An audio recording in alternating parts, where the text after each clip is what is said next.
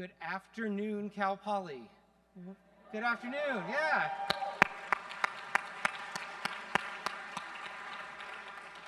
Welcome to the 23-24 academic year. It is good for all of us to be together again in the Performing Arts Center. My name is Keith Humphrey. I am proud to serve our community as Vice President for Student Affairs. I prefer he, him, his pronouns, but will respond to all pronouns. I would like to begin by acknowledging the land we meet and walk upon today. Cal Poly is in Tilhini, the place of the full moon in the language of the Yaktichu Tichu Yaktilhini. We gratefully acknowledge, respect, and thank the Northern Chumash on whose homeland we are guests. Every summer, I have the honor and privilege of standing on this stage, a little farther back, to welcome new students and parents at our Slow Days orientation sessions. I use my time to establish a foundation for their first year by sharing steps I expect them to take. These include embracing learn by doing, building relationships, becoming engaged, focusing on your health and well-being and supporting the health and well-being of others, advancing diversity, equity, and inclusion, and last but not least, graduation. There's a lot more to that conversation with students than I just shared, but I think it gives you a sense of what we hope for our new students. Over 5,200 first-time college students and 900 new transfer students start with us this fall, with most moving into the residence halls last week. They are now finding their paths to meet new friends, cultivate experiences, and hopefully exceed their expectations. As I reflect being back on the PAC stage today, this time with all of my colleagues and partners in student success, I realize that I hope the same things for us as we move into this new academic year. Embrace learn by doing. It lives everywhere, in classrooms and labs, on the field, and anywhere we bring it with us. It's the ethos that guides all that we do and has the power to change students' lives.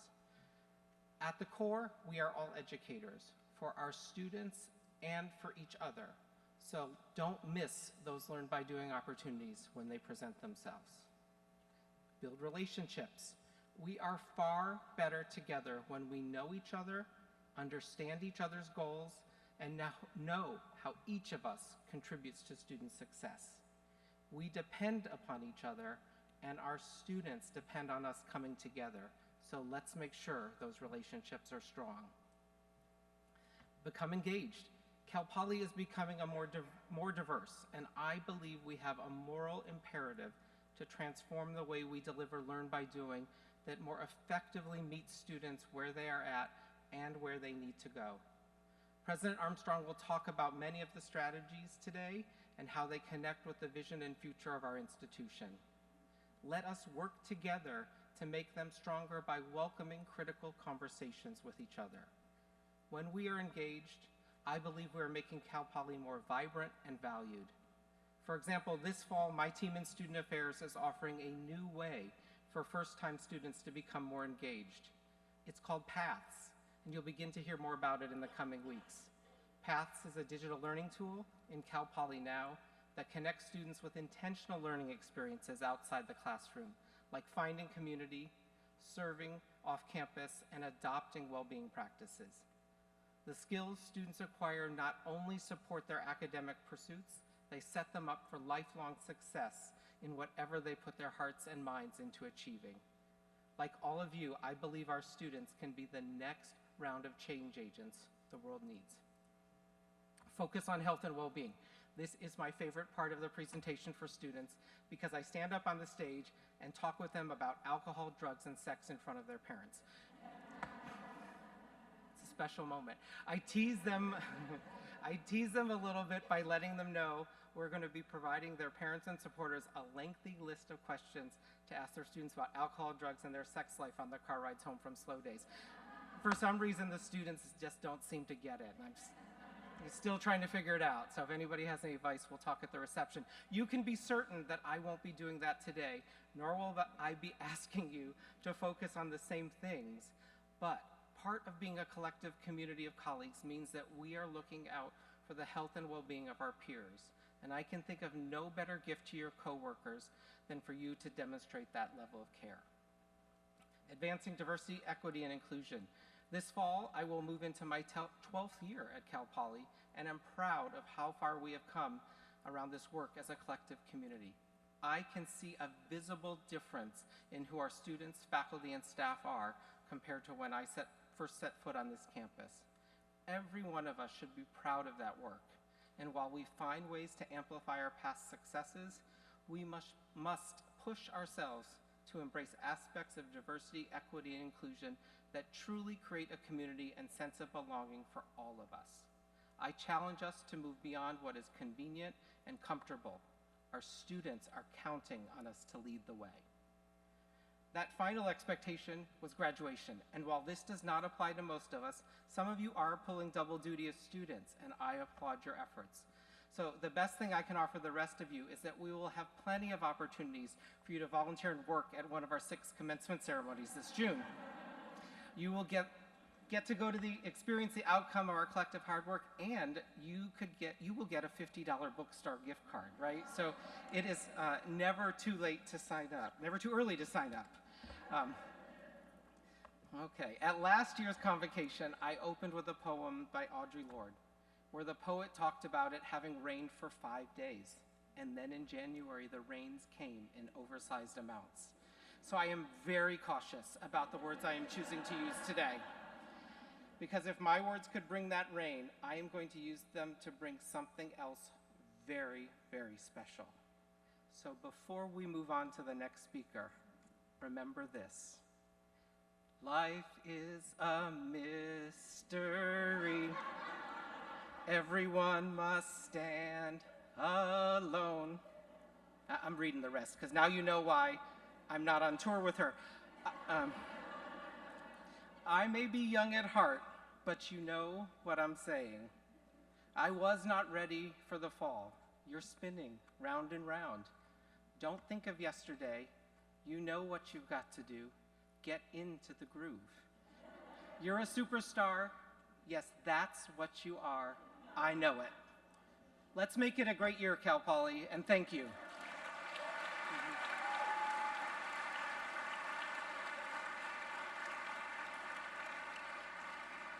I am now pleased to introduce our next 4 speakers. First is Lisa Kawamura, representing the California Faculty Association. Lisa.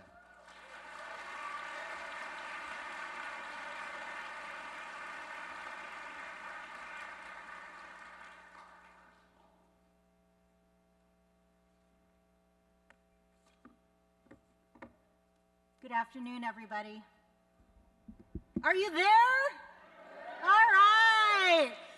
It warms my heart to see so many of you here this afternoon. Last year, I think we're a little less than this, so I'm really excited to, I've been given this opportunity to speak to you this afternoon.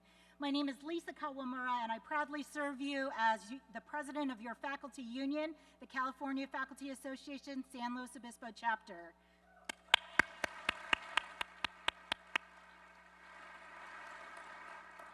When I've been asking people when I speak in public like this, what time is it? They've all been saying, time for 12. Well, what does that mean? It's time for a 12% raise for our faculty. Your CFA is working and standing hard for 12% raise for every faculty member on this campus. Just now, Vice President Humphrey said that students are counting on us to lead the way, and we cannot keep doing that with the amount of pay that we are offered these days. You know that the cost of living has gone up. You know that your faculty colleagues have left because they can't afford to live here. You know that the price of groceries has gone up. And have any of you filled your gas tanks lately? Over $5 a gallon. We can't be here if we aren't paid enough to be on this campus. But your faculty union doesn't just stand up here asking administration to increase our pay. We also stand for things that are socially just and anti-racist. And perhaps more important than the pay we get, Okay, we can disagree about that, maybe. But we stand up here saying that we are all for diversity, equity, and inclusion.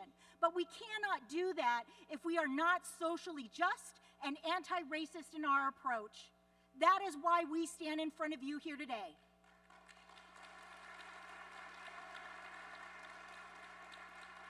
In addition to a 12% increase, we are fighting for the lowest paid faculty on this campus. That would be lecturers in range A and B, in which we want to increase their base pay by $10,000 for those at the very bottom of A and those at the very bottom of B by $5,000. So if we get what we're asking for, you will get a 12% raise, and those of you at the bottom of A and B will get either $10,000 or $5,000 more. Do not accept any less. We are hoping for health and safety asks, like requiring CSU management to facilitate meetings between police and CFA members. Administration has that privilege. We do not.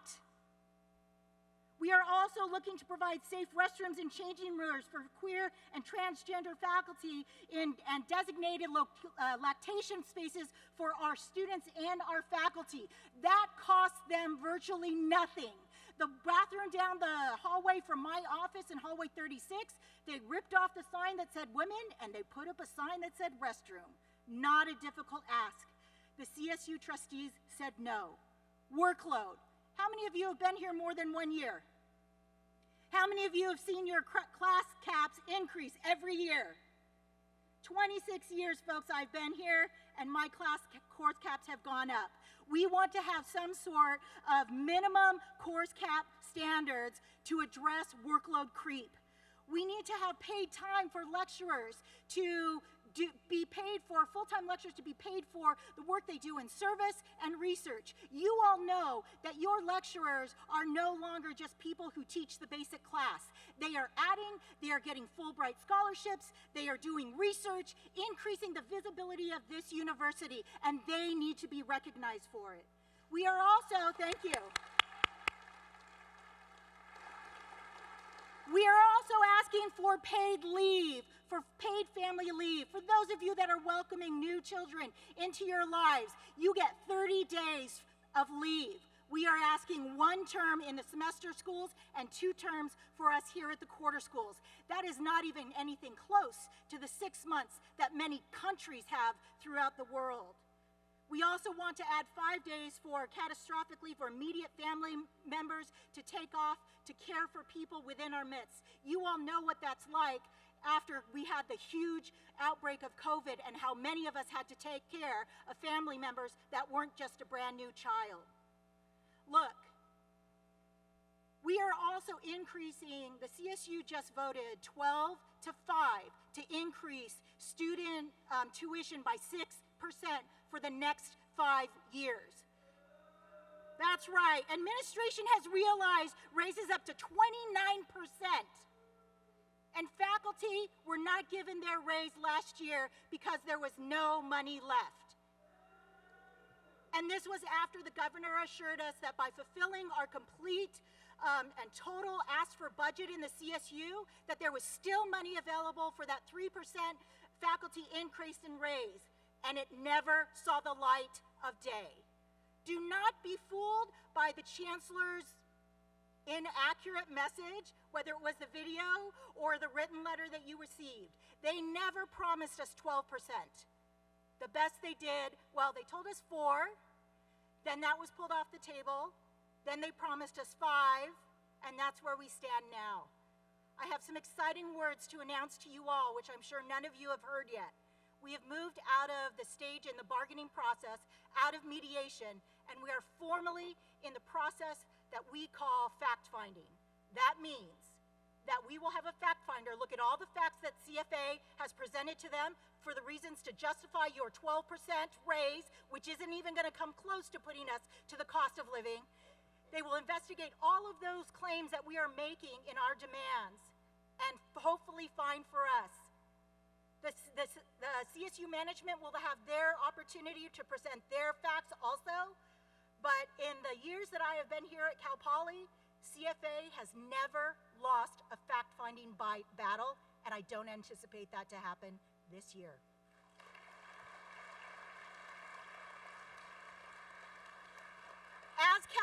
students, we pay more than any other school in instructional fees, and most of our students would say it's worth it. But let's think about those students that don't have a seat at our table because they can't afford to come here. On top of that 6% raise, we also have those other things that they have to pay.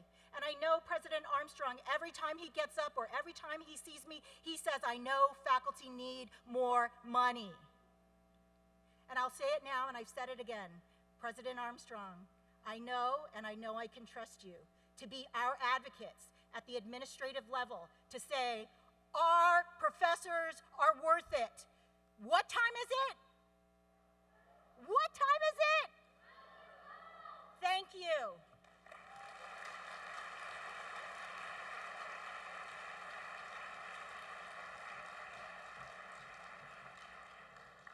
Thank you, Lisa.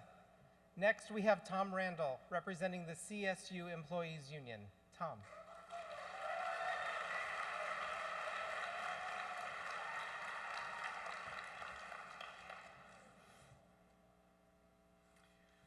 I am very honored to be here with you today. This year, I need to address the question on everybody's mind. Is a strike inevitable? I believe the Mercer study made our situation abundantly clear. Failure to invest in staff places the entire California State University system in peril. Bargaining with the suggestion that our efforts will bring down the House is simply a means to oppress our labor and turn everyone against each other. This approach may have worked in the past, but it does absolutely nothing to secure our future. When managers are tasked to prepare business continuity plans, those marching orders send a clear signal of an unwillingness to negotiate fairly and to prepare for a strike. So is a strike inevitable? If your manager is being tasked to plan for a strike, then perhaps you should plan for one too.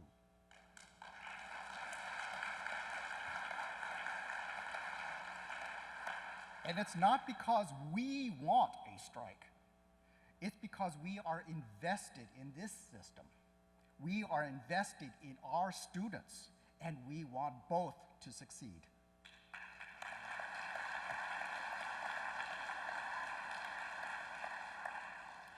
As a demonstration to student well-being, and because we understand the strength of collective bargaining, CSUEU is engaged in the largest non-academic student worker unionization effort in history.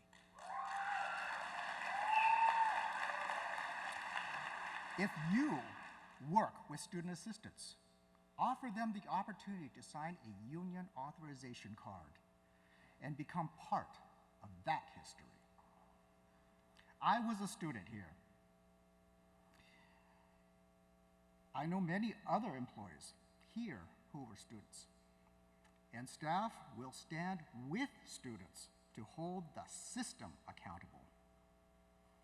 Students should see their struggle right here in this place. Students should see their future right here in this time. Let the students see the truth in how we are all treated and how their present will be delivered when their time is now. Pay us, let the students vote, and let us be outstanding together. Thank you.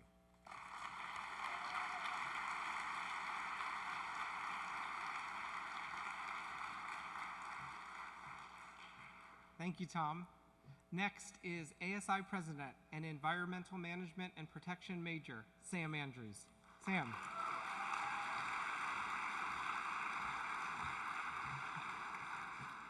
I wanted today to be about faculty and staff, so I decided to keep this speech short, and I was also only allotted about 2 minutes to do so we'll make sure that works.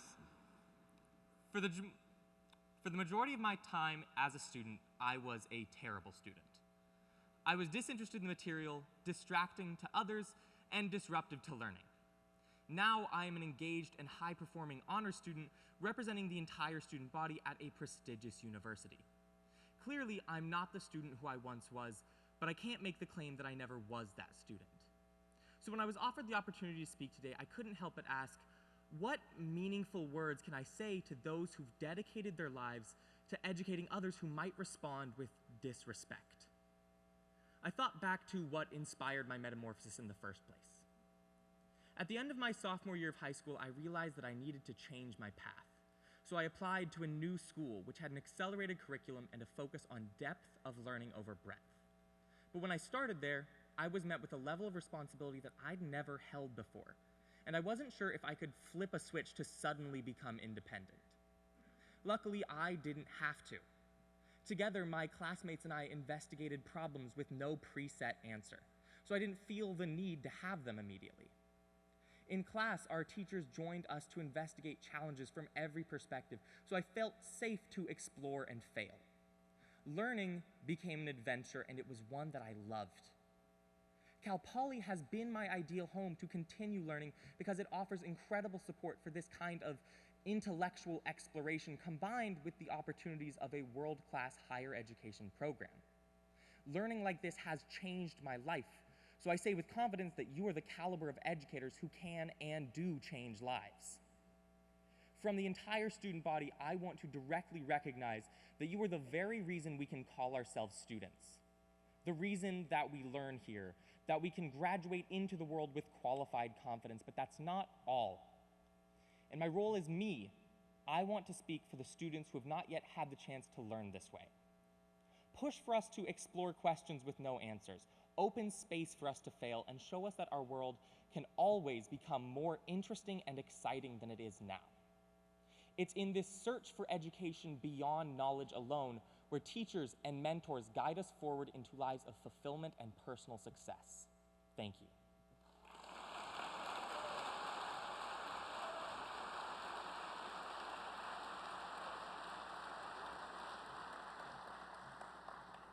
Thank you very much, Sam. I too was reported for being a disturbance once, but we'll save that for another day. Finally, we have the chair of our Academic Senate, Jerusha Greenwood. Jerusha. Hi, everyone. Thank you, everyone. Thank you, President Armstrong, for the invitation to speak today. Happy New Year.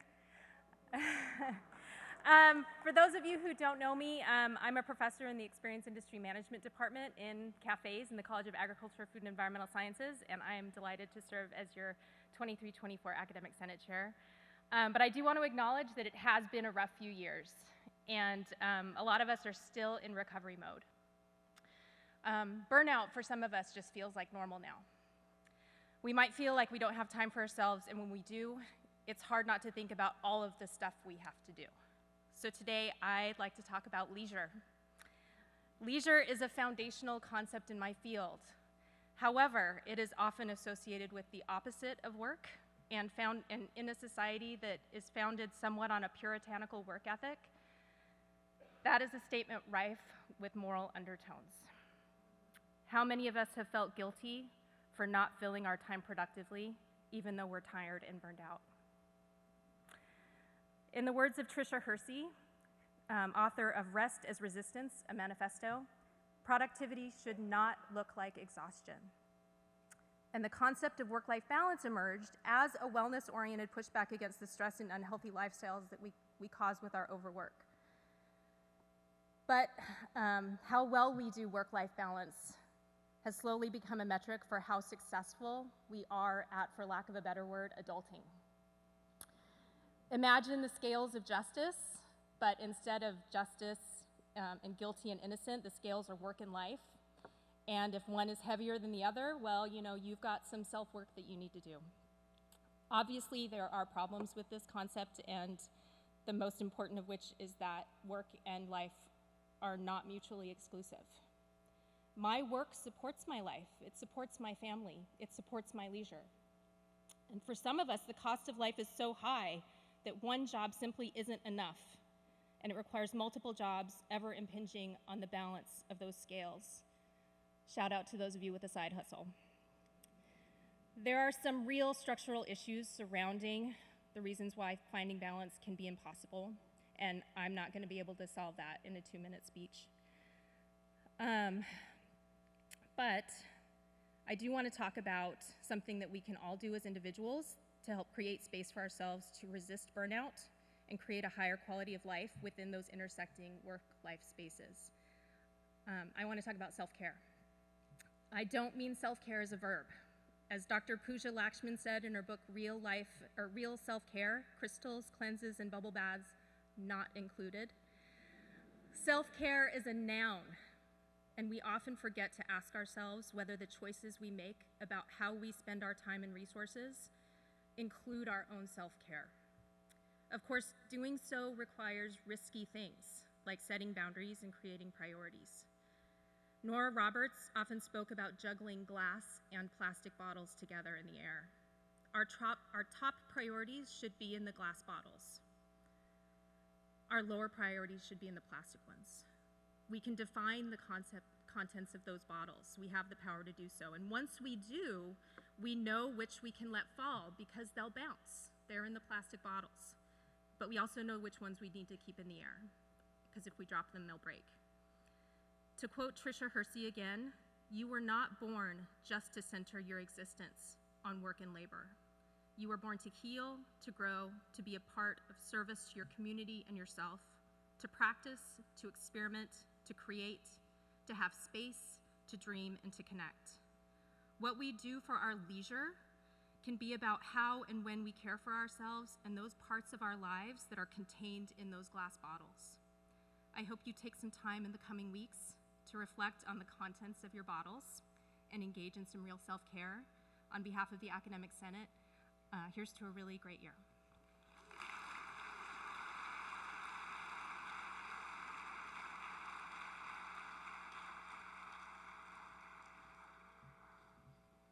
Thank you very much, Jerusha. It is now my pleasure to introduce Cal Poly's president, Jeffrey Armstrong, who will give the university address.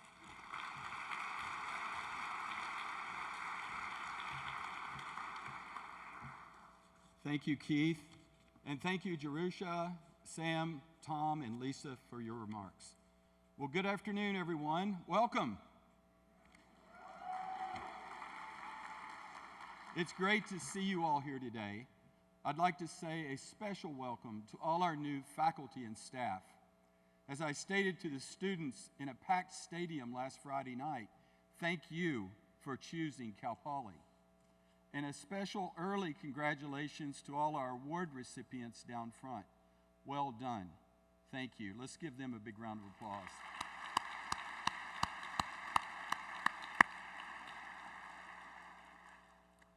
I'd like to acknowledge some public officials and other friends from the community who are with us here today. So please hold your applause until the end. So first, we have elected officials from the city of San Luis Obispo: Mayor Erica Stewart, Vice Mayor Jan Marks, council members Michelle Shorsman, Emily Francis, and Andy Peace, and we also have City Manager Derek Johnson with us.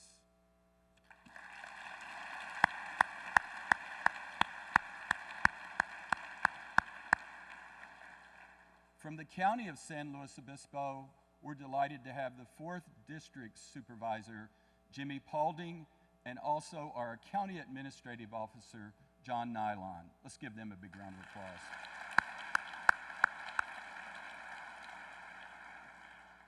We have some important regional partners with us here today: REACH President and CEO, Melissa James, and PG&E Vice President, Maureen Zawalik, and also with us is Teresa Alvarado. Let's give all of them a big round of applause.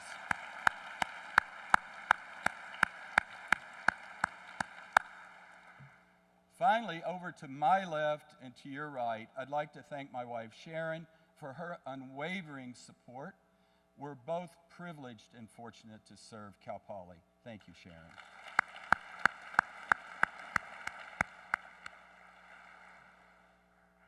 One of the most gratifying parts of Convocation is the opportunity to reflect on the achievements of the past academic year. There are a lot of achievements to celebrate, too many to mention today, but we're going to name a few. For the 31st year in a row, Cal Poly has been named the best public masters and for the first year as the overall Best Master's University in the West by U.S. News.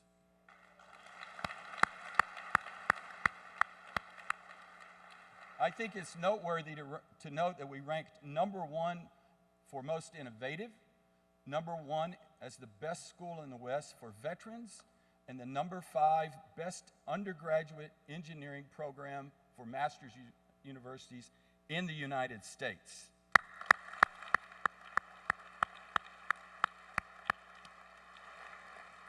U.S. News was not our only recent noteworthy acknowledgement.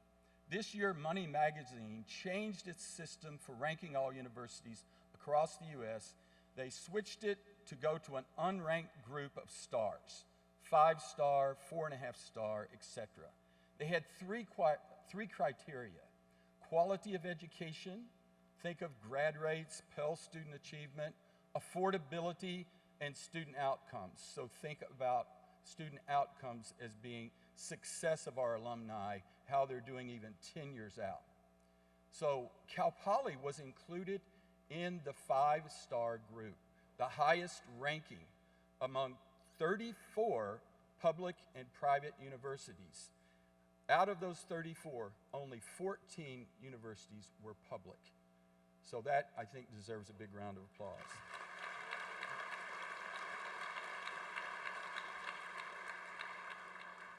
Just to give you a little more context, 6 other universities from California were included in the 5-star category: Caltech, Stanford, Berkeley, UCLA, UC Irvine, and UC San Diego.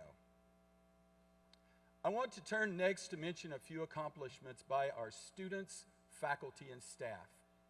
As noted at last week's Board of Trustees meeting, Cal Poly has been part of a multi-campus faculty learning community focused on teaching climate change and resilience. This team received the 2023 Excellence and Innovation Award for Sustainability and Sustainable Development from ASCU. As part of an $80 million state grant program to address climate change, Cal Poly project teams from Climate Leadership, Resilience, and the College of Ag, Food, and Environmental Sciences have been awarded nearly $2 million for 2 projects to reduce carbon emissions, improve resource management, and advance long-term sustainable agricultural practices.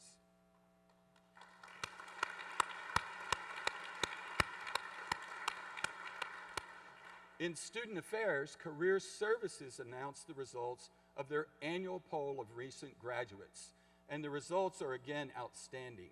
91% of our graduates are positively engaged in their desired field 9 months after graduation. Median wages of $72,000 a year are up 6% from the previous year. So Cal Poly, you, faculty and staff, pushing those students out the door, continue to serve our students and the Central Coast and the state very well.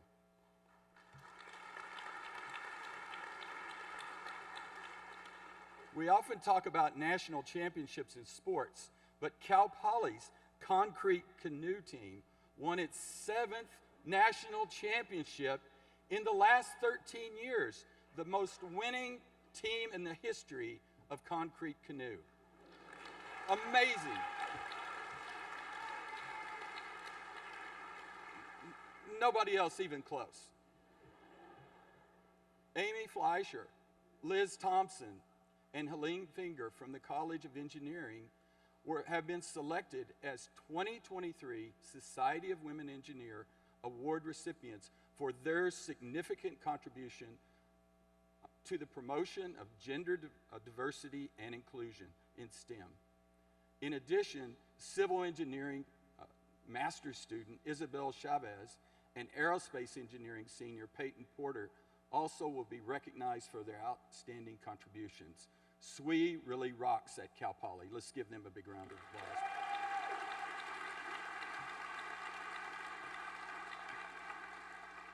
In June, the Cal Poly Strawberry Center, along with the California Strawberry Commission and USDA ARS, were awarded $1 million in federal funding to expand research in automation and sustainable farming practices, including workforce development. Cyrus Ramazani and Mahdi Rasta from the Orfalea College of Business made headlines in June when they released a report on the potential of our region to become a national leader in wind energy generation. Along with REACH, that report has been foundational to how we will work to shape the future of the blue-green economy, bringing together the Cal Poly Pier, Cal Poly Tech Park, and the opportunity for a clean tech innovation center at Diablo Canyon. All of this will greatly benefit our students, our faculty, and our regional economy.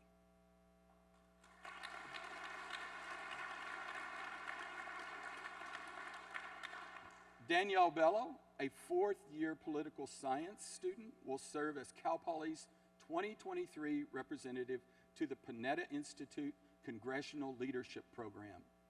Also in the College of Liberal Arts, our philosophy professor, Patrick Lynn, was appointed by the White House to the National Space Council's User Advisory Group, joining a Cal Poly alumnus, Tori Bruno.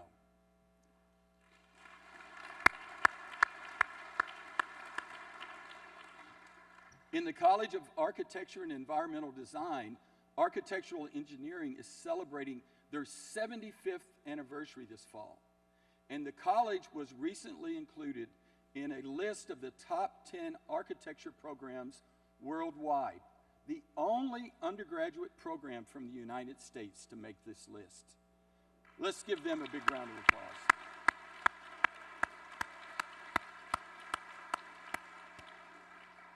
As I mentioned, there are many, many other recognitions and awards that we could mention.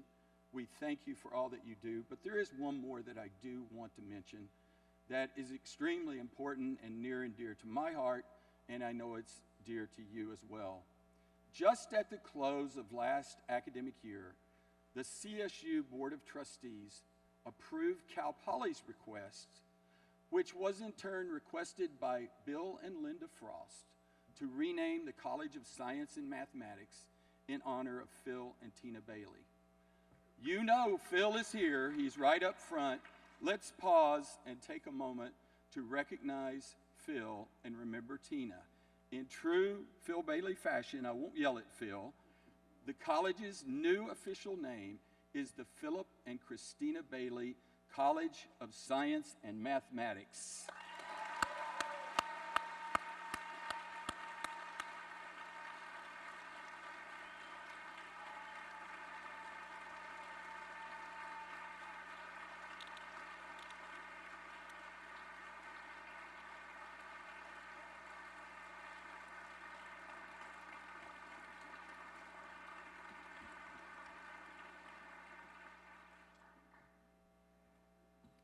Thank you, and congratulations to Phil and Cal Poly.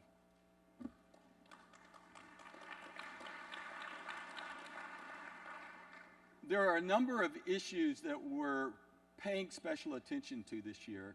Let's start with the system-wide topics. As you know, we're fortunate and delighted that Dr. Mildred Garcia will be the CSU's 11th chancellor. Dr. Garcia is currently serving as the president of ASCU, the American Association of State Colleges and Universities. But before that, she was well known, first as the president of CSU Dominguez Hills, and then as the president of Fullerton. Millie is the first Latina to head the CSU, a good friend, and she starts her service October 1. The CSU Board of Trustees voted last week to raise system-wide tuition by 6% annually to be reviewed after 5 years. It's important to note that a new policy was also passed that ensures that at least 33% of that be set aside to offset the increase for students from low-income families. Across the California State University, at least 60% of students have their full tuition covered with non-financial aid, and that will continue. While tuition increases, fee increases are never an easy topic, we have to realize that we have two main sources of funding for the CSU: tuition and fees and state revenue. We always have to look at both revenue streams in order to ensure that we have enough funding to pay our amazing employees and sustain operations of the university. At Cal Poly, we're fortunate enough to have additional campus-based fees and another critical revenue stream, philanthropy. The gifts that our generous donors provide truly create a transformative experience for our students, guided by our faculty and staff. Many of you are with us in person or virtually today, and we all want to say thank you for all you do for our student success.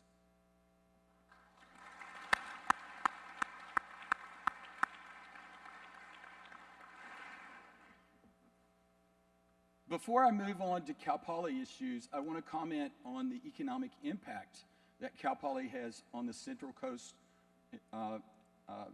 broadly speaking. So a study was done several years ago that predicted that Cal Poly would have an impact of about $2.1 billion this year. But Reach and a consulting firm, Deloitte, have just produced the first bit of data, and we'll have more lately, that indicates that Cal Poly contributes directly, indirectly, to the economy of the Central Coast, including northern Santa Barbara, of the tune of $2.6 billion. That's worth a round of applause.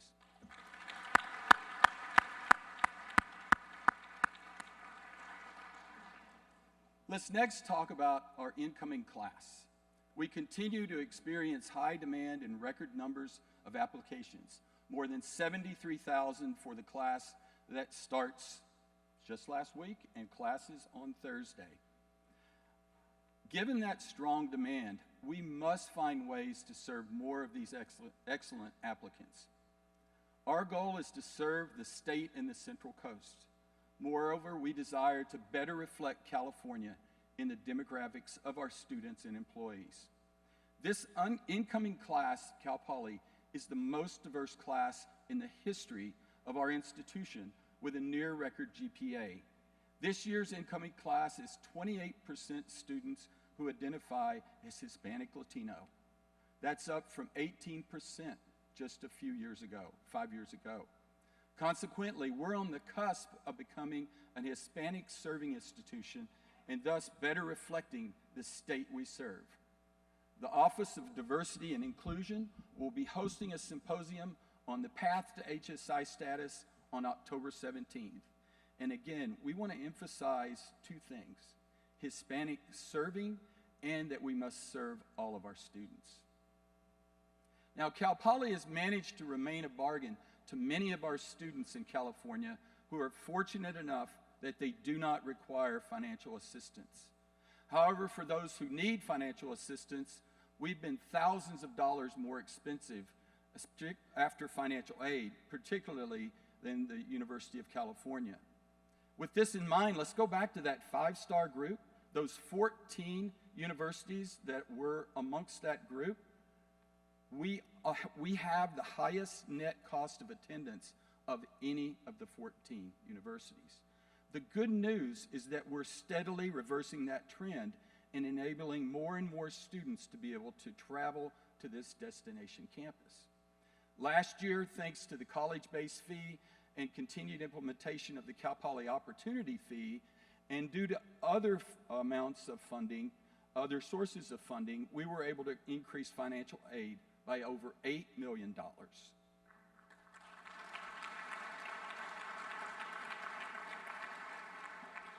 This year, we expect to add almost another $8 million to this total. So we're very, very pleased to keep doing that and add to that. So as a leadership team and as a campus, we placed a priority on increasing financial aid and scholarships. A glass bottle, one of those glass bottles. We're doing a lot now, we're delivering, but we've got to practice that discipline in other areas, and I'll come back to that later, employee compensation. Back to our students, as a result of additional financial aid, roughly 21% of our incoming students are Pell Grant eligible students, and approximately 25% of the incoming undergraduate class are first generation.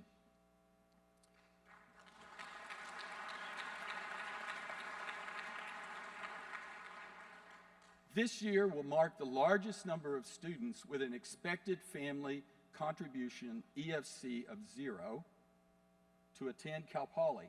This will also be the second year that the net cost of attendance for this group of students is equal to or lower than the University of California.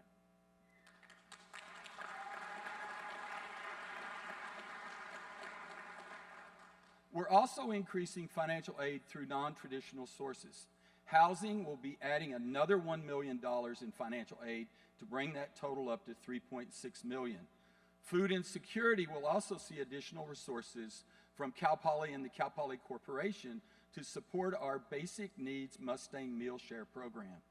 The number of meals provided in this program will increase fourfold to 40,000 meals this academic year. So the Cal Poly Opportunity Fee has specifically, remember, we charge more to our out-of-state students. We highly value them. But this program has allowed expansion of Cal Poly Scholars program. Cal Poly Scholars are students from high schools where the majority of students are free or reduced lunch. It includes scholarships, proactive advising, and creating a culture of engagement. This has allowed this program to reach about 2,800 students this fall. We'll be bringing in a new group of 1,000 students, and that's increased from about 13 in 10 years. That program is adding to all of the work that we're doing. I also want to point out that we're committed to increasing the number of black students attending Cal Poly. That is the demographic of students where we have the biggest gap in attendance in percentage and number compared to public universities in California. The system-wide Black Student Success Initiative discussed at last week's board meeting will be an exciting addition to what we want to achieve. I would add that our own provost and executive vice president, Cynthia Jackson Elmore, has been a member of this system-wide effort. We've made significant progress with our first focal high school, the Rex and Margaret Fortune Early College High School in Elton Grove, California. Enrollment of students from this program will grow dramatically over the next few years as Fortune enrollment grows and we add other focal high schools. Before I leave this topic, I also want to go back to donors. We have also benefited from the generosity of donors with an interest in supporting Black, LGBT, URM, and other students through Prop 209 compliant mechanisms, such as the Stollmeyer Scholars Scholarship, the Stollmeyer Black Transfer Scholarship, and the Charles Woodson and O'Neill Family Wine Scholarship. As I close out campus notes, I want to point to the semester conversion. That has been a lot of work and a lot of soul searching about who we are and what we think is important. But when the dust settles in 2026, the beneficiaries will be our students who will have an easier path for transferring into Cal Poly and a more coherent transfer process among all the community colleges, CSU and UC campuses. I'd like to take this opportunity to thank all of our Cal Poly community members for this effort.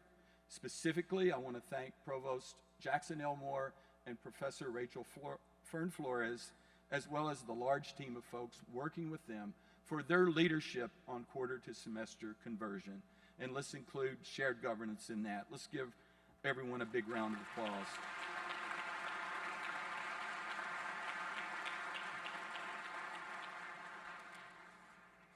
I'd like to spend the remainder of my time talking about something important to all of us that's connected directly or indirectly to Cal Poly, the need to enhance and expand Learn by Doing and the teacher-scholar model. Budget uncertainty has been a top priority for the CSU. It's almost impossible to predict and plan without it. In a historic agreement between the CSU and Governor Newsom, the CSU committed to increase enrollment by around 10,000 residential full-time students over 5 years, and the governor agreed to a 5% budget increase for each of those 5 years.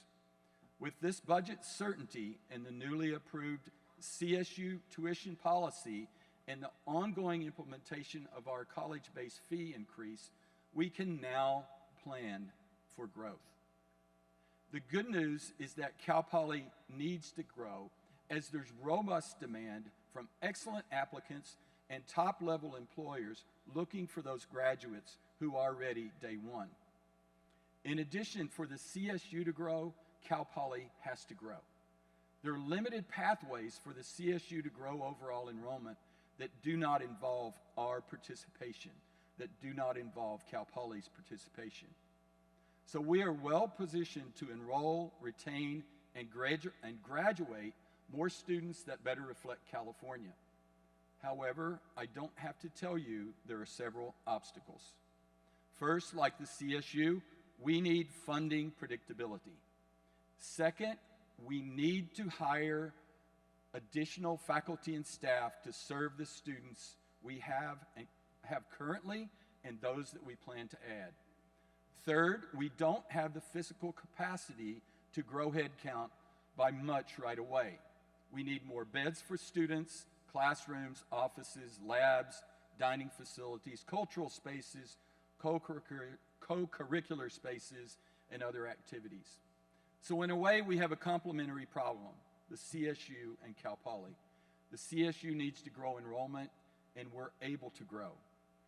Our plan for the future calls for growth over the next 10 years, but we need additional upfront capital and the ongoing operating budget to make it happen, to grow sustainably, equitably, and at a scale that would be helpful to the CSU. So it seems like these problems could be addressed with a common solution.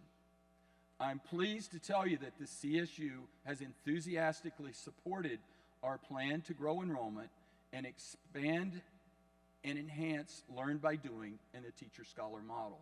The CSU has supported efforts in the past, the Student Success Fee, Cal Poly Scholars, and the most recent increase in the college-based fee. But what we have to do is take several steps. One, we need to reclaim space in the campus core. We need to add new classrooms and office space to building projects already on the books, and we need to continue our efforts to adopt a year-round operations model. I'd like to explain each of these in a bit more detail. As you may already know, Cal Poly has acquired a commercial building near the airport. We will be calling that the Cal Poly Mustang Business Park.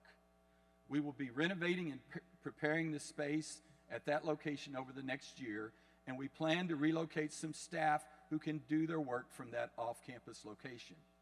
This will eventually open up 40 to 45,000 square feet in the campus core.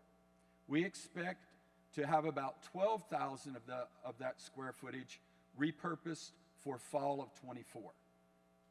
The second project involves the long-awaited library transformation.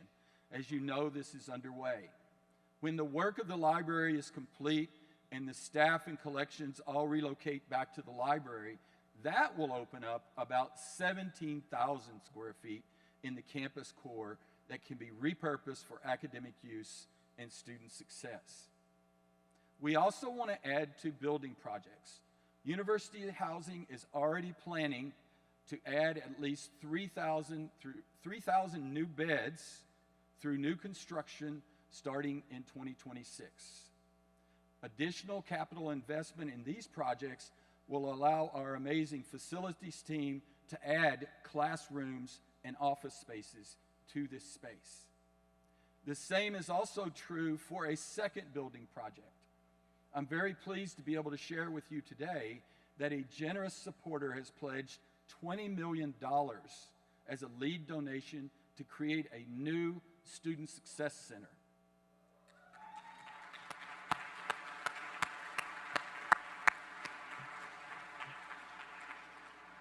Our student leaders are participating. ASI is participating in a demonstration of their deep level of commitment to expanding the student experience for decades to come. ASI has contributed nearly $10 million to this initiative. This center will house career services, cultural centers, and much more.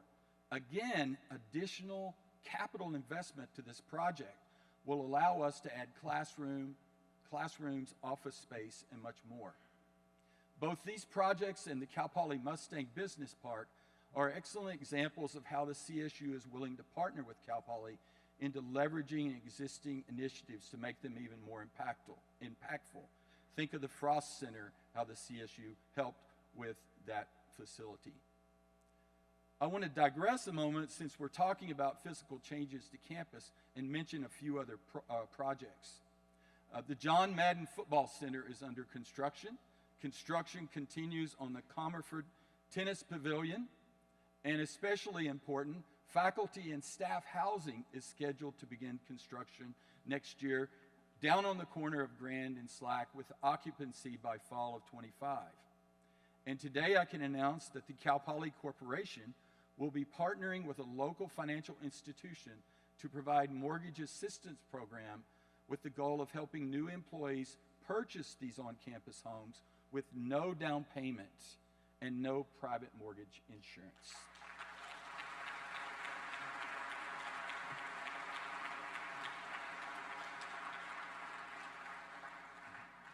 We will also begin work on an on-campus wastewater reclamation facility and associated water infrastructure projects that will allow us to use recycled water for irrigation, reducing our overall water usage by more than 30%.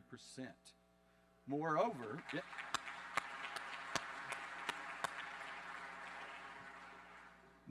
this project will also contribute to the production of renewable energy through methane capture and conversion to energy. We also have to continue to think about other capital project requests, such as renovating Davidson, erecting a dedicated, yes, that's worthy of an applause. I know where some faculty are sitting. Erect a dedicated classroom and office building and create more space for engineering and other colleges. So I want to talk about year-round. We talked about this in 2019, had disruptions, but a major driver of enrollment growth over the next few years will be phasing in a year-round operations model. We're going to start phase one with the class that applies for the 24-25 academic year. Students applying to participating majors in the colleges of engineering, Orfalea Business, and liberal arts will have the chance to opt into this year-round model. In this model, these students will start the academic year in the summer. They'll spend their fall, winter, or spring engaged in a high-impact practice. With that first year, we hope to have a focus on study abroad. Later in their Cal Poly career, the students will spend a second summer on campus and another fall or spring term away to engage in an internship or other high-impact practices. This first phase will be as many as 600 students, and it'll be scheduled such that a third are off campus in the fall, a third in the winter, a third in the spring. To reiterate, this model allows us to more efficiently use beds, labs, and classrooms and grow and enhance engagement in high-impact practices.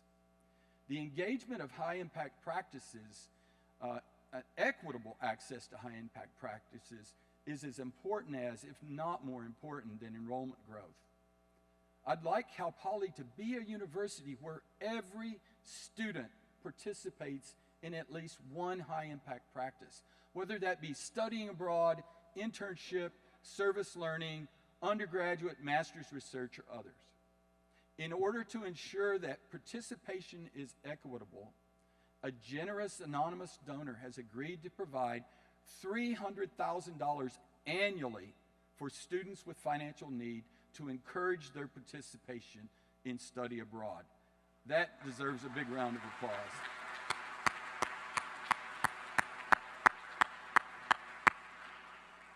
And we anticipate and will certainly cultivate other donors to follow that lead with financial aid and other support and scholarships for a range of high-impact practices. So this model will enhance excellence by providing our students with the next level of learn by doing, so they experience additional perspectives and real-world hands-on experience. As we gain experience with year-round, will expand the number of majors and the number of students involved. So year-round increases opportunity for Cal Poly.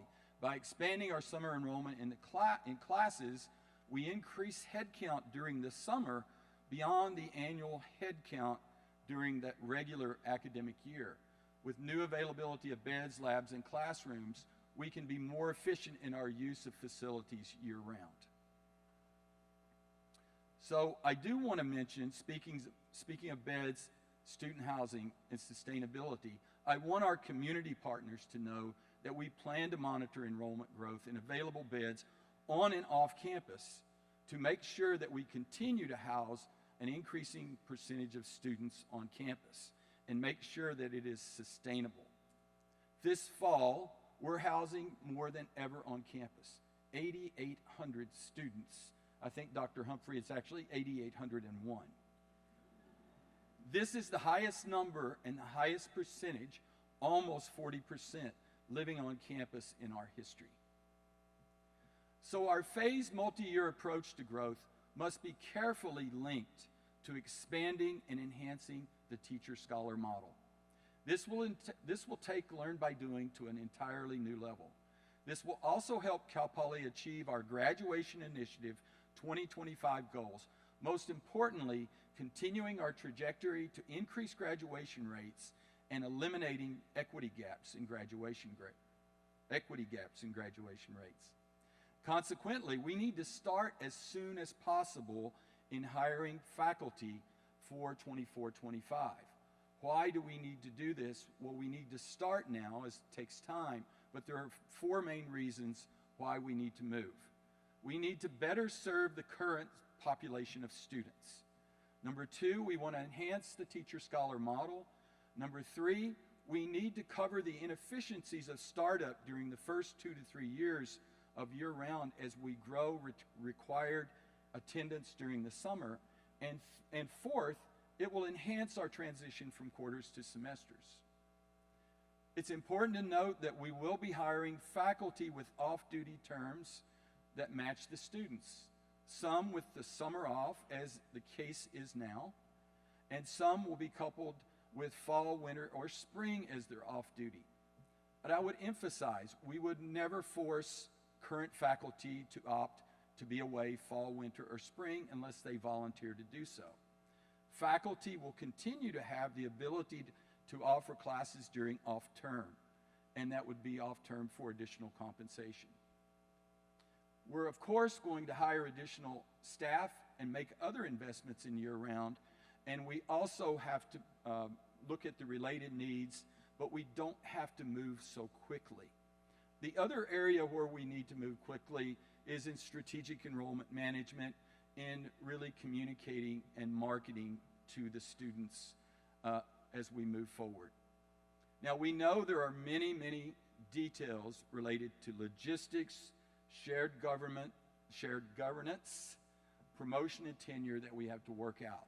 So we'll establish a lead and a team, and while we're working through this with the deans and shared governance, I believe we can deliver on this program and deliver over time amazing growth for Cal Poly, but also sustainable. I will also tell you that we do have a good idea that students are excited about year-round and starting in the summer. We had a survey conducted with an outside firm, and it was extremely positive that they are interested in participating. I also want to emphasize that the CSU is enthusiastically supportive of our efforts in year-round. They view it as a way to model year-round for other universities in the CSU. Now, as I close, I want to make sure I get this part exactly right, because this is extremely important. I know you've heard me say this before, and I'll say it again now. From my first days at Cal Poly, it was clear to me that the university faced 2 primary challenges. The first is better serving California by educating a student body that reflects the diversity of California in all its forms. This includes demographics of our students and employees and campus climate. As we know, and as I've already mentioned, we're making steady progress, but there's more work to do. The second is we do not compensate our faculty and staff well enough for the cost of living in this area and the quality of our institution.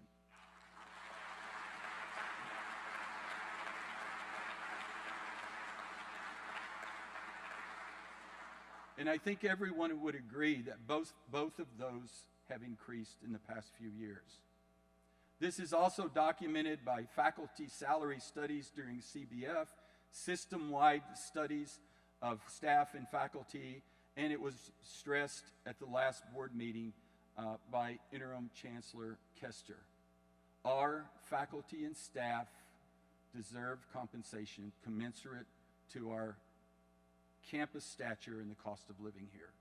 Because the CSU is engaged in bargaining with our union partners, as you heard, I cannot predict the mix between GSI's, general salary increases, Cal Poly equity programs, but it's clear wherever we land in bargaining this year for our employees, Cal Poly and other CSU universities will be participating with recurring campus funds at a level higher than we have in the past. And we will gladly do that because it is so important. So finally, I can say that just as financial aid and scholarships for students were and are a priority, or that glass bottle, Jerusha, delivering on employee compensation is also a key priority. It is one of those glass bottles.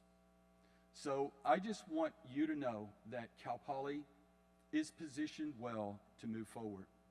Our demand for enrollment, previous decisions that we made with the Cal Poly Opportunity Fee and increasing the college-based fee position us better than the majority of universities in the U.S. for the future. I believe that all of these factors, our year-round driven enrollment growth, and the quality that you, as faculty and staff, bring to the table are essential to fulfilling our mission and delivering our key priorities. I simply want you to know in conclusion that we cannot have student success without faculty and staff success. And we're committed to this state and this region to continue to deliver and provide this amazing workforce and graduates. So I simply want to say to you, all of you, thank you for choosing Cal Poly. Thank you for choosing Cal Poly. And let's go Mustangs.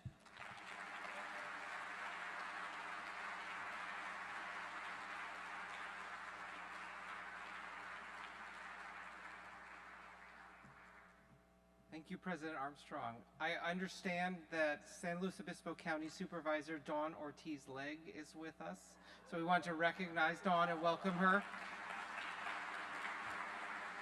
Were you here from the beginning, Dawn? Oh, you didn't hear me sing? Okay, we'll take care of that later. Okay, it is now time to recognize our faculty and staff award winners.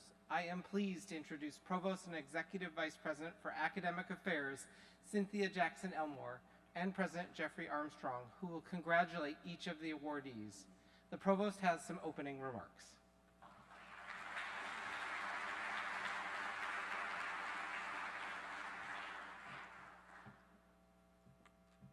Good afternoon, everyone. Yes, thank you. Good afternoon. Maybe you need me to raise my energy level. Good afternoon, everyone. Before we get started, it's always a challenge to be the last speaker, right? Because you hear so many interesting and exciting things. I guarantee you I am just going to go straight into the awards because that's really important to do today. And so it's my pleasure to be here with you to officially begin our academic year. And I have the absolute privilege of presenting awards to 11 exemplary members of our campus community for the 2022-2023 academic year.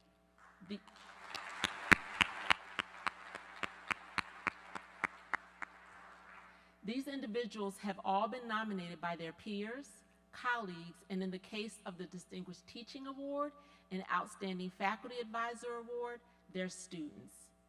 Thank you to everyone who took the time to nominate someone for an award.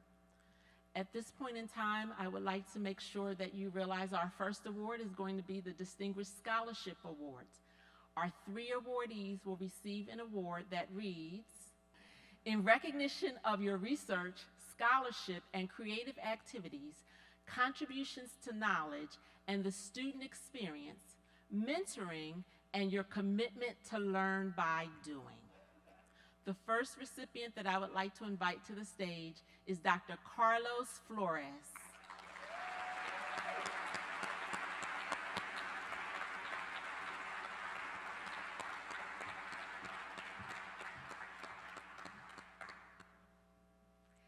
And Carlos and all of our awardees get to stand while I read about them while they're on the hot spot.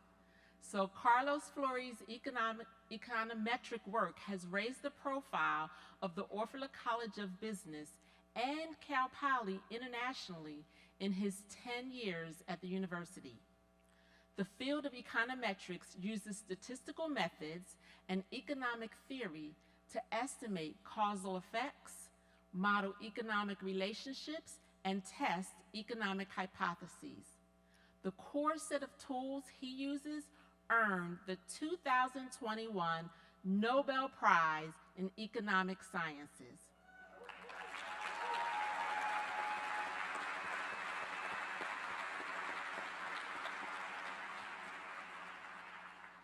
Carlos is expanding on what these econometric tools can do to better estimate causal effects while simultaneously applying such methods to analyze questions in fields such as labor and health economics.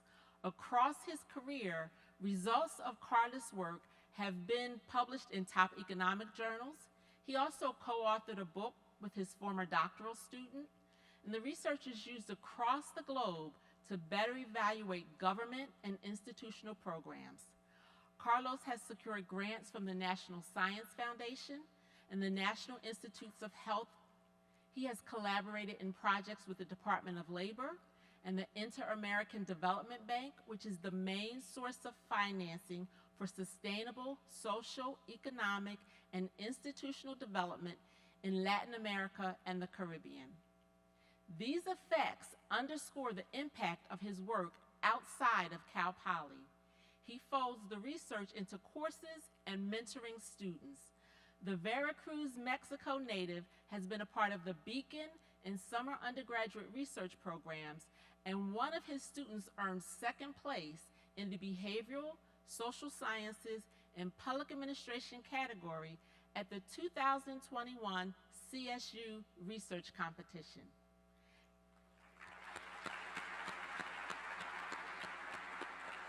We're not done yet.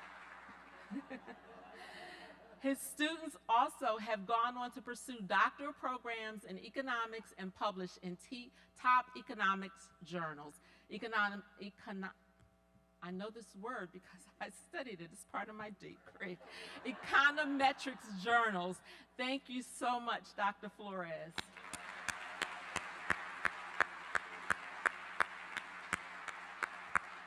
This is what happens when you're the last one in the program. I would now like to invite Dr. Sita Sisla to the stage.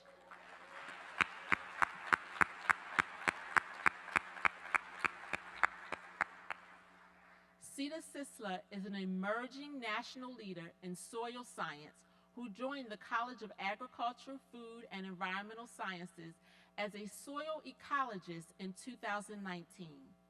Sita's scholarship focuses on understanding how land systems respond to environmental and management changes and how these responses can affect critical environmental processes like carbon sequestration. Since joining Cal Poly in 2019, Sita has brought in over $1 million in grants funded by the National Science Foundation, U.S. Department of Agriculture, and the California Department of Food and Agriculture, supporting a variety of research projects, including investigating the ecological consequences of plastics in agriculture, solar array development in rangelands, and Arctic global change. Sita collaborates with researchers from across the country and incorporates students from several disciplines into research planning and implementation, ranging from conducting fieldwork in far-flung locales like the Arctic to collecting and synthesizing data on local issues such as improving carbon sequestration in city greenbelts. This assistant professor has published 32 papers.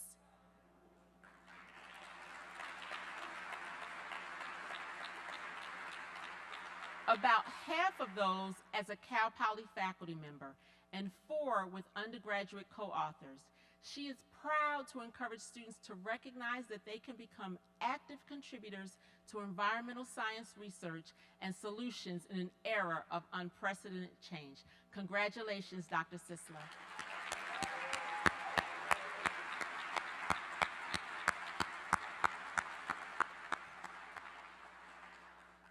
I would now like to invite Dr. Clinton Francis to the stage.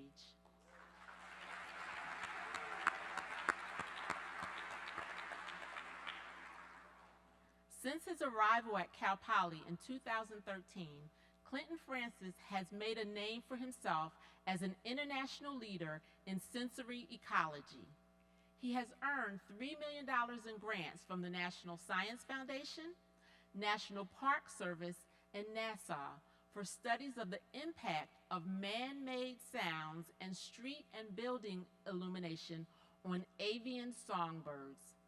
The resulting papers have appeared in the highest-ranked science journals, Nature and Science among them, as well as major media outlets that include the New York Times, The Atlantic, and Scientific American.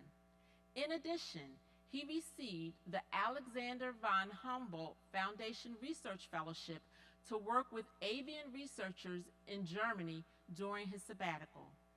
Clinton has mentored over 75 students, overseen more than 30 senior projects, and had 17 Cal Poly undergraduate and 8 graduate students be first authors or co-authors on 9 and 16 peer-reviewed publications, respectively.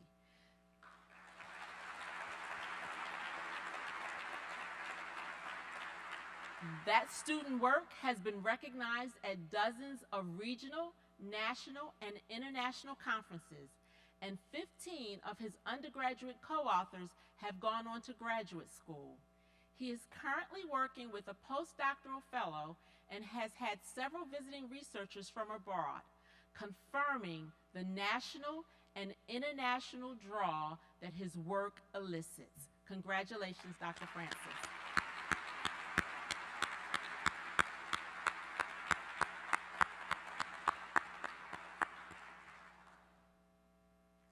Congratulations and thank you to all of our distinguished scholarship awardees. Let's give them another round of applause.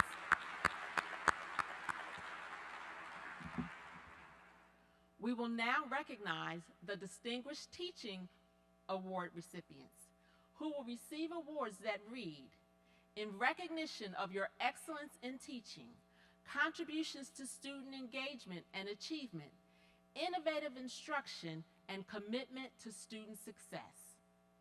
I would like to invite Dr. Eric Brussel to the stage.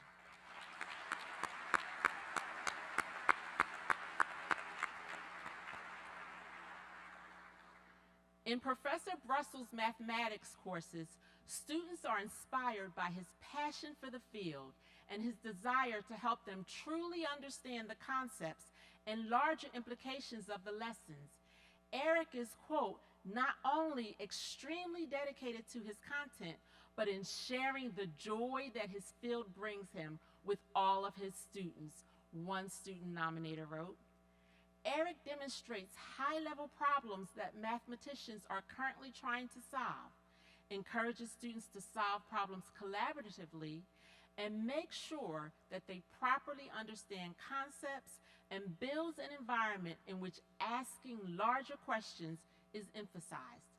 Another student nominator wrote that Eric has, quote, helped me find a certain love for the field, a newfound want to pursue it further, and helped me see mathematics as an exciting new frontier, end quote. He shows genuine interest in the lives and hobbies of his students, spends time with the students who are struggling academically, and makes sure that they are not only able to solve the problems, but also grasp concepts in a deep way. His students feel challenged in his classes and find real enjoyment from the nature and difficulty of the problems. As a nominator wrote, the work that he assigns isn't artificially difficult, but requires students to step back and think about things from a new perspective. It has really caused me to think in a new way, end quote. Congratulations, Dr. Johnson.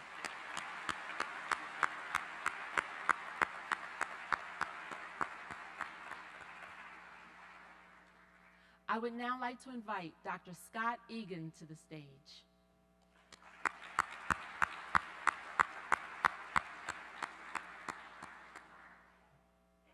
As I read this, anyone who took organic chemistry years ago will resonate with me when I say I wish Dr. Egan had been my professor. In Professor Egan's organic chemistry classes, students appreciate Scott's help and support in navigating what can be challenging work. Organic chemistry is notoriously a difficult subject, but I have never once walked out of Dr. Egan's class feeling totally lost. Not sure many of us from decades ago could say that. He uses multiple different examples and models to demonstrate concepts and is always willing to answer questions inside and outside of the classroom. Another nominator added that Scott weaves in examples of how what we're learning applies to the real world, to the point that I actually remember all of them. And looked some up myself and went to office hours to discuss one example in more depth. While the course material can be challenging, students are put at ease by Scott's friendly and positive demeanor and how he gets to know all of his students. He truly is a wonderful teacher, and it is clear that helping students is something he really cares about and strives towards in excellence, wrote one student nominator. On the first day of class, I walked in and Dr. Egan already had all of our names and faces memorized, another wrote. I can attest to that. He's carrying his list around right now, practicing. Dr. Egan has single-handedly reignited my love for chemistry and faith that I can actually attend 8 a.m. classes, a student nominator wrote. Dr. Egan has gotten me genuinely interested in the subject and has easily become my favorite professor I've ever had at Cal Poly. Congratulations, Dr. Egan.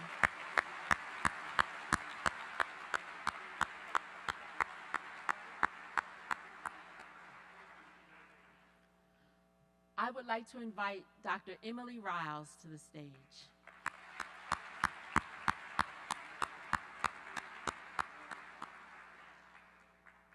In Professor Riles' classes in interdisciplinary studies, gender studies, and media studies, she asks students to critique their prejudices, to question structures that normalize power and oppression, and to make the world a better place. No small task. A student nominator wrote that Emily is incredibly approachable and interactive when teaching and challenges us as students to think critically about intersectional injustices. Another nominator wrote, Dr. Riles is one of the best teachers I've ever had. She takes education to a different level, speaking about intersectional injustice in a way that us students can understand. Another wrote, as a teacher, she creates social change in the classroom because she lectures about intersectional topics that most teachers may be intimidated by. I felt so inspired by her and what she does. Students praise Emily for her honest approach in teaching about social justice and her charisma in the classroom. A student noted that she had learned more from Emily's class than any other, and the class was the only one she does not take notes for. This is because I am so enthralled with her teaching style that I am able to absorb information like never before, the nominator wrote. I am grateful to be in her class, and I wish more students could experience her teaching style. Congratulations, Dr. Wise.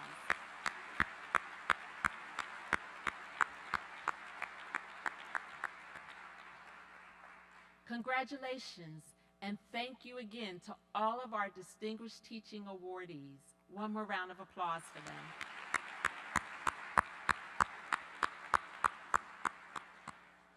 And now we will honor 3 of our staff members who will be recognized with the Outstanding Staff Awards that read, in recognition of your outstanding dedication, expertise, contributions, and teamwork.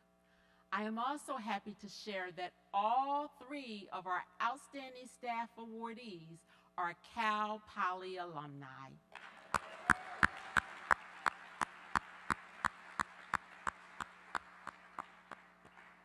I would like to invite Dennis Elliott to the stage.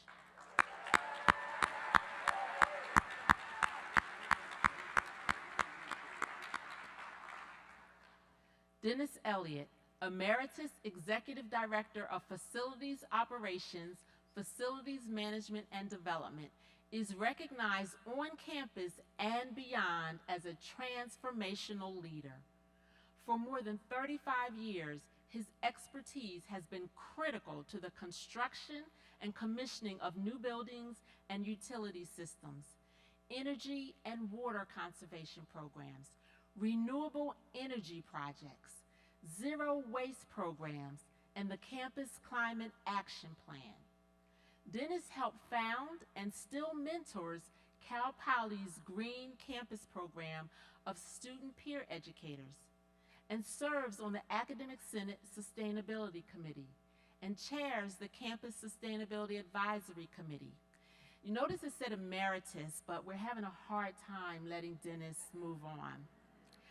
As one nominator wrote, it's an understatement to say that Dennis knows the campus like the back of his hand.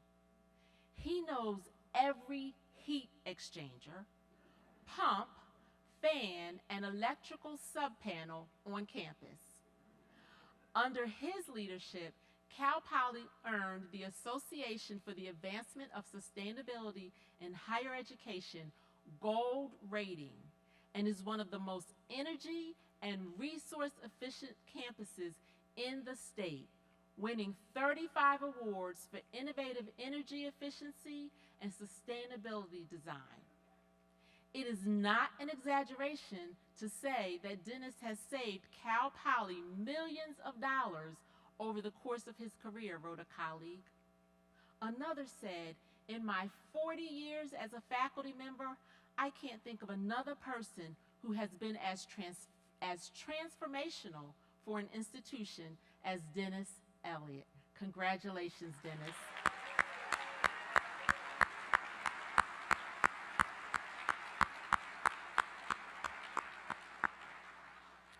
I would like to invite Dana Matheson Sewell to the stage.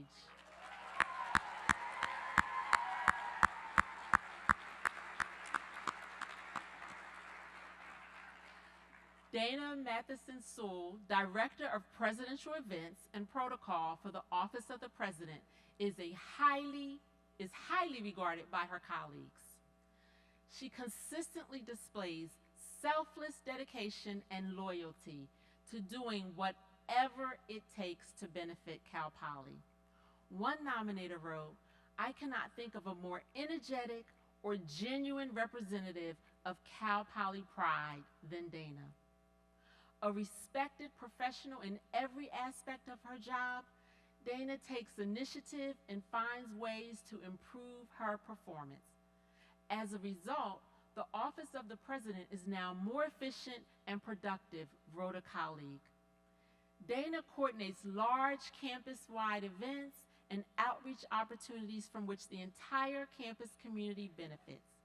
She has single-handedly transformed routine campus gatherings into gala quality events.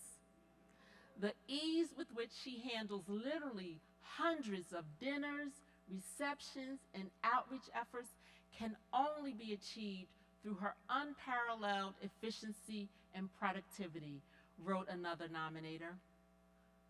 One said, "I cannot think of a person, coworker, or campus resource who is so willing and enthusiastic to assist." And Dana wants to be anywhere but right here, right in this moment. Dana is also known to be open and calm and reassuring.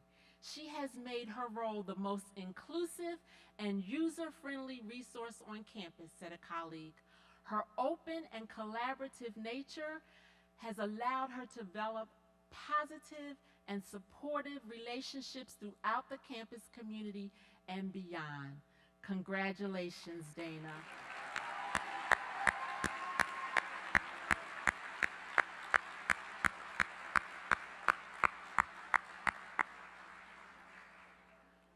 I would now like to invite Daniel Parsons to the stage.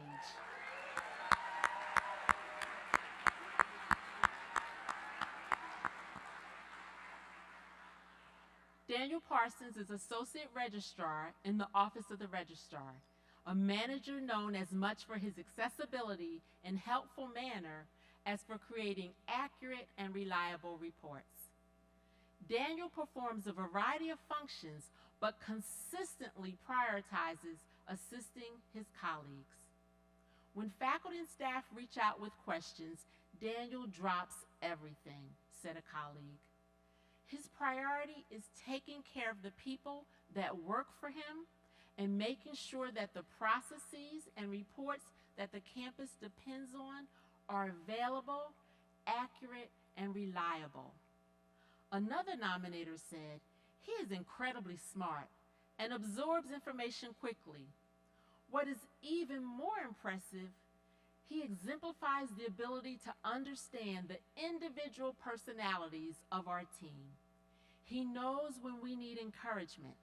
He knows when we need praise. He knows when we need understanding." Daniel is also known for his patience, guidance, integrity, and honesty. He is respectful and caring, and this makes for a healthy work culture where we are not only productive, but also happy, said a colleague. He has the professionalism that is required of his position, but he is also personable. He makes you feel comfortable. As a supervisor, Daniel is especially mindful of how he treats his team. One of his true strengths is the relationship he forms with people, wrote a nominator. I think that Daniel just set a really high bar for everyone on this campus that is a manager or supervisor, and I hope that we all aspire to have similar words said about us one day. Congratulations, Daniel.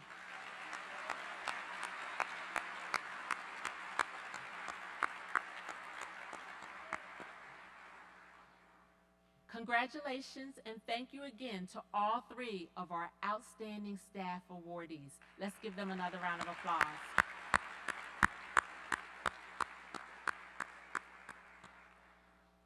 We will now announce the Outstanding Faculty Advisor Award, which reads, "In recognition of your contribution to student success through academic advising, mentoring, and career guidance to help build real-world skills."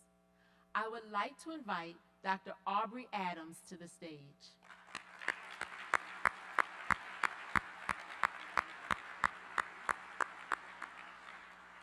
Aubrey, or Bree Adams, best exemplifies the positive role faculty advisors have on students and their success. The 2022, I can read, and 23 Advisor Award Committee in their announcement.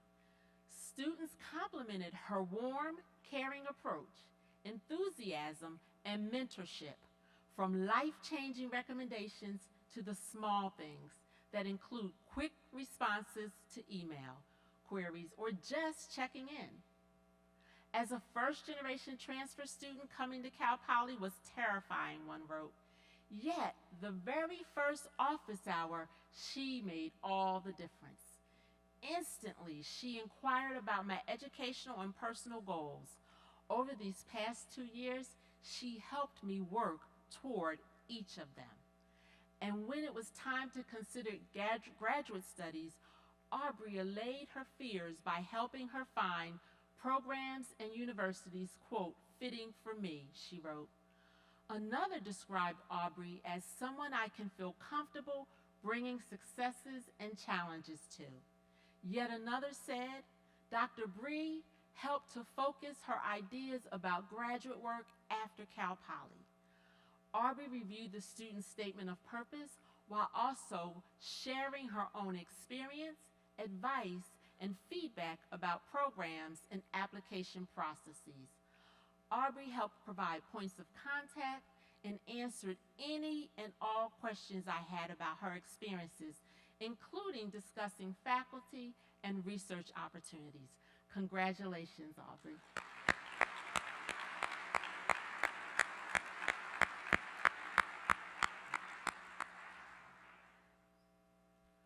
We will now honor the recipient of the Provost Leadership Award for Partnership in Philanthropy, which recognizes leaders who forge critical partnerships to advance the mission of Cal Poly. I would like to invite Dr. Federico Casasa to the stage.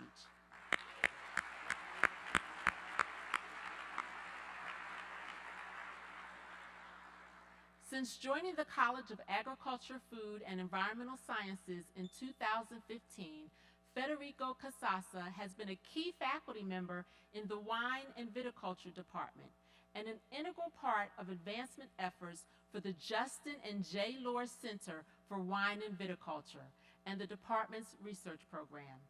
As colleagues noted in his nomination, Federico is outstanding in teaching, research, outreach, and service, holds multiple professional certifications in enology and viticulture, and is very externally focused. In addition, 2 research articles from his laboratory have won Best Paper of the Year awards in the American Journal of Enology and Viticulture, considered the top journal in his field. Federico maintains a high level of credibility, making him uniquely qualified to connect successfully with donors and industry partners. Federico's research has brought leading winemakers from the area to the college, and he has hosted numerous industry advisory council members and other potential donors and supporters for in-depth, immersive wine experiences in the Justin and J. Lohr Center for Wine and Viticulture. Thanks to his outstanding reputation in the industry and expert advisement to local winemaker, Federico helped secure a $2 million donation to purchase a gas chromometer, a gas chromatography. We're going to see how much I can remember my old science terms. Mass spectrometer for wine analysis and experimental wine fermenters to help outfit and establish the Advanced Research Fermentation Lab and Research Winery at Cal Poly. He also serves on the planning committee for the largest viticulture and enology meeting in the world, the United Wine and Grape Symposium, and sits on the board of directors of the American Society for Enology and Viticulture. Congratulations, Federico.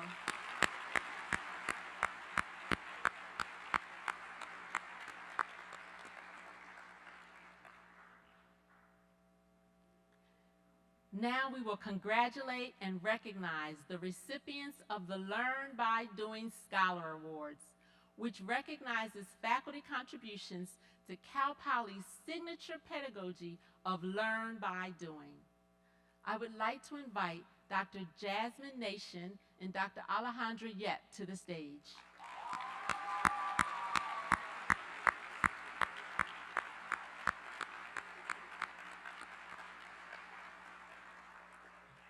Jasmine Nation and Alejandro's Yep Nuestra Ciencia project is a university community partnership between Cal Poly and local bilingual elementary schools. In collaboration with Cal Poly students, please stand as I say your name. Hector Reyes, stand Hector. Chanel Desmet. Ariane Landaverde. And Natalie Seha. Victoria Lancaster. And Evelyn Soto. Let's acknowledge these students. These students teach biological concepts in Spanish to elementary students, highlighting the importance of asset-based bilingual instruction in science. The program tackles microbiology misconceptions at a young age, while simultaneously elevating undergraduates as STEM role models. Interdisciplinary Cal Poly student and faculty teams have developed experiments and lessons and visit K through 6 classrooms to lead activities in Spanish. Conversely, Cal Poly students also teach microbiology lessons in Spanish to students visiting from dual language immersion elementary schools. Nuestra Ciencia focuses on documenting perceptions about science and scientists, perceptions about Spanish language in science, and feelings of belonging to STEM in elementary and college students. Cal Poly students learn by doing as they distill complex microbiology concepts into scientifically accurate and engaging bilingual lessons. All materials are generated in English and Spanish, allowing them to be widely shared throughout the U.S. and globally. The reach is further enhanced by A Day in the Life, a TikTok series produced by undergraduates in which they describe in Spanish their majors and a typical day.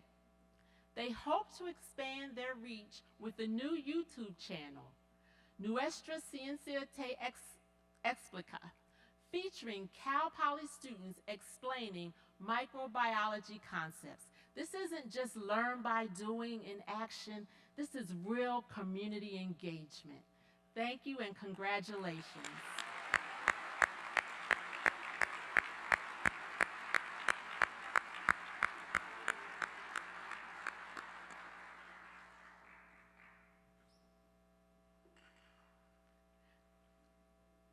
And again, if we could congratulate our two Learn by Doing Scholar awardees and the wonderful students who work with them.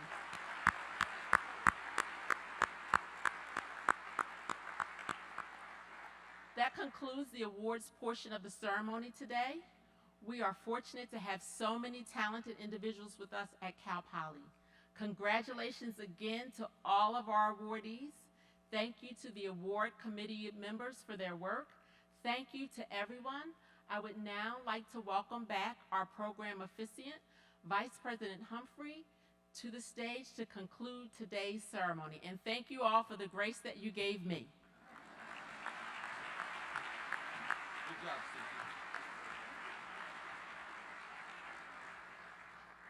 Stacey. Let's give all of our faculty and staff winners one more round of applause. And please keep that applause going for all of the folks who made today's ceremony possible. Please give them a big round of applause.